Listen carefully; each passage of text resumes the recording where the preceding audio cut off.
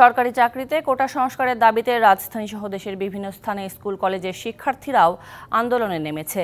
রাজধানী ও ঢাকার বাইরের বিভিন্ন শিক্ষা প্রতিষ্ঠানের শিক্ষার্থীরা অংশ নেয় রাস্তা অবরোধ ও ভাঙচুরেও।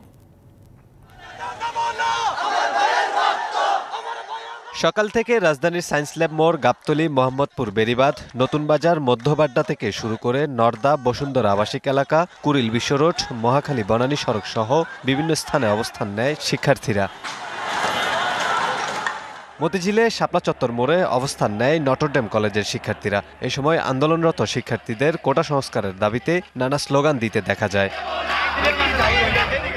চাকুরিতে কোটা সংস্কারের আন্দোলনে ideal college, Dhaka city college, Dhaka college এবং মুন্সি আব্দুর রউফ কলেজের উচ্চ মাধ্যমিক শ্রেণীর শিক্ষার্থীরা রাস্তা অবরোধ করে অবস্থান নেন। নগদের কাছে সব গ্রাহকই প্রিয়, তাই তো সারা দেশে ক্যাশ আউট চার্জ সবচেয়ে কম। আন্দোলনে নামে রাজধানীর স্বনামধন্য শিক্ষা প্রতিষ্ঠান ভিকারুন নিসা নুন স্কুল অ্যান্ড কলেজের শিক্ষার্থীরা। দুপুরের পর বেইলি রোডে অবরোধ করেন তারা। বেইলি রোডে সিদ্ধেশ্বরী গার্লস কলেজের সামনে সড়ক অবরোধ করে নানা স্লোগান দিতে দেখা যায় শিক্ষার্থীদের। এছাড়া রাস্তা বন্ধ করার কর্মসূচিতে অংশ নেয় বগুড়া ও বরিশালের শিক্ষার্থীরা। সরকারি চাকরিতে কোটা সংস্কারে আন্দোলন হলেও অনেক জায়গায় ছাত্র ছাড়াও অন্য পেশার লোকজনকে দেখা গেছে। Kamrul Hasan, DBC news, Dhaka.